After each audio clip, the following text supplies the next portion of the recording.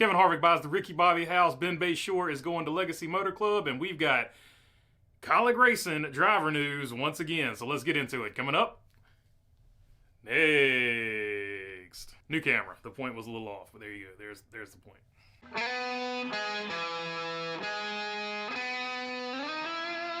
What's going on, everybody? Hope you're doing good today. All right, first things first, Kevin Harvick has made a major purchase. He has bought the Talladega Nights house. That's right, Ricky Bobby's mansion is now owned by Kevin Harvick. You see the house right there.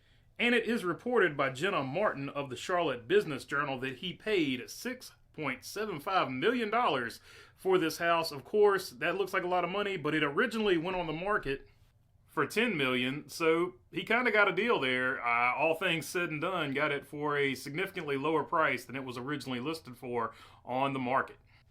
John Hunter Nemecheck has his crew chief, and it is going to be Ben Beshore. Of course, Ben Beshore has been working with him at Joe Gibbs Racing in the Xfinity Series. He also formerly was Kyle Busch's crew chief, and this is a good situation for a lot of reasons. He brings that experience from Joe Gibbs Racing and the Toyota way of doing things over to Legacy Motor Club, of course, which is a big deal because they are transitioning over to Toyotas from previously running the Chevrolet body style.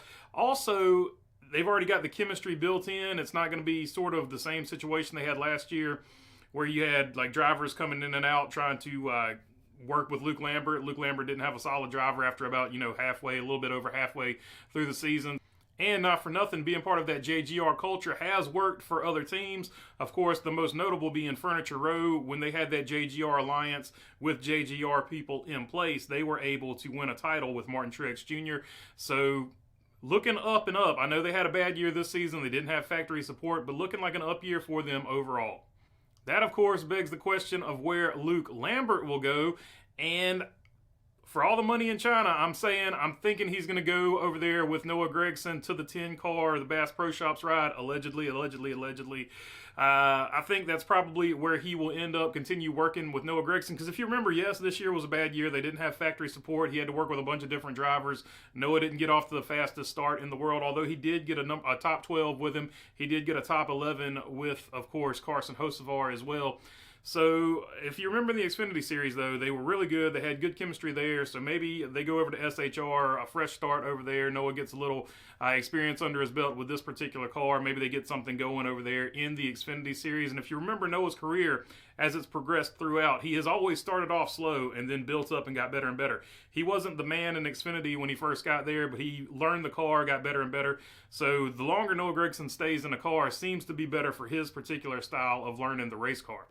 Luke Lambert, no slouch either, because he's worked with drivers as, let me just read it off the list here, Jeff Burton, Elliott Sadler, Ryan Newman, Daniel Hemrick, and Chris Buescher. So, he's done great things there. He was the crew chief when Ryan Newman made that 2014 Championship 4 run.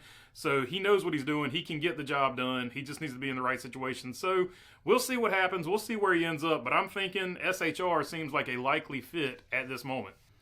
The Winston Cup Museum to close December 16th, 2023. Over the past 7 weeks, you all have provided us with great renaming ideas, showed your support, and given us quite a few chuckles along the way with your suggestions and creativity. We are forever grateful. The name that received the most votes was the Ralph Seagraves Memorial Museum, which we believe would be a great name and a way to honor a man who is absolutely integral to the relationship between RJ Reynolds Tobacco Company and NASCAR. However, after assessing the museum's current financial condition and the significant expense required to completely rebrand the museum, we have decided to close the brick-and-mortar version of the museum permanently on December 16th, 2023. It is not a decision we have come to lightly, but it is necessary to end 19 wonderful years preserving racing history.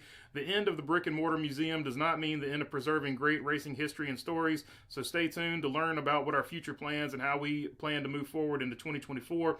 If you have not been to the museum before, this will be your last chance to see the collection we have amassed all under one roof and intact, so please come visit us at the Winston Cup Museum before December 16th. For those of you that are hardcore race fans and collectors, you will have your chance to own a part of racing history as we are auctioning off the mass majority of the collection to Mecum Auto Auctions in Kissimmee, Florida, January 2nd through January 14th, 2024. Join us there or online for what we believe will be a record-breaking day for the largest personal collection of racing memorabilia ever sold at auction. Most gratefully, Will and Christy Spencer. So, sad day for the Winston Cup Museum in, of course, Winston-Salem. So, ITG, the company that owns, let's see, checks list here, Winston, Dutchmaster, Cool, Backwoods, Blue, Crowns, Salem, USA Gold, and Montclair, owns all those brands. Basically don't want them to have the name the Winston Cup Museum because I guess it infringes on their branding deals or whatever. So it is what it is. So instead of having to spend all that money to rebrand and name the organization something different, they're having to shutter the doors and go a different direction with this particular project. So unfortunate, but you do have until December 16th to get to Winston-Salem to view all of the memorabilia and things that they have there. Also, just to clarify, this is not the NASCAR Hall of Fame museum that is in Charlotte. Two different entities. So if you don't know what I'm talking about, they are two different things. This is the Winston Cup Museum, totally different deal than the NASCAR Hall of Fame deal. Happy to announce that Kyle Weatherman will pilot the number 91 Chevrolet full-time in 2024. So there you go, Kyle Weatherman will be full-time in that 91. That is great news. Another Kyle gets another full-time ride. That is always a good day. But what about another driver that drives the other car there, the 92? There are some rumors about him, so let's look at him because Kaulig is once again in the news about a driver. So can't say this guy's name, of course, on the tubes, but we'll go with Private P. He's been right about a lot more things than he's been wrong about. He said this, in reference to this question, any word on Kaulig Xfinity? He says, this is already starting to leak, so I'm not exactly breaking news here, but yeah, AJ Almendinger and Josh Williams full-time. So there you go. That is a pretty big deal in my opinion. Josh Williams full-time in a Kaulig car, AJ Almendinger full-time in the Xfinity Series. Both of those things are big news for different reasons. Obviously, it basically kind of confirms, if this rumor is true, that AJ Almendinger is officially moving down to Cup. It leaves credence to the Dale Jr. comments that Ty Dillon is going over there to fill in on the Cup side, and AJ Almendinger moving back down to Xfinity, and Josh Williams also going to that Xfinity ride. That is a huge deal. That is a great opportunity for him.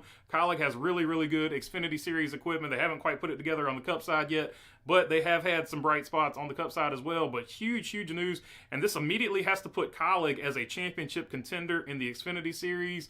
So big move for Kaulig, and something to watch going forward, what either of these drivers do. And one final note, I did want to address this. Dave Moody has basically put on Twitter that Ken Squire's family wants him to share that Ken Squire is probably in his last days. Ken Squire, an absolute legend in the sport. Whenever I think about NASCAR, he is one of the voices that I hear in my head when I hear something being narrated or something like that. So I just can't even describe how important. I mean, National Motorsports Hall of Fame. I got the NASCAR Hall of Fame Ken Squire shirt on today. I mean, he's one of the legends in broadcasting, and this is just absolutely terrible news. Hopefully, miracle of miracles, he pulls out of it. But if it is his last days, absolute legend. He's done so much for the sport, and we're super gonna miss him. All right, hate to end it on a bummer, but that's the way it goes sometimes. If you made it this far, I would love to have your subscription. If you're already subscribed, you know I appreciate you guys as well. If you got a question or comment or anything like that, leave it down in the comment section. If you want to help out the channel, the link to the merch store is in the description below. And other than that, thanks for your time. Peace. We are live streaming tonight. Live streaming tonight at 8 o'clock. So the Tuesday live streams, like I said, will keep going.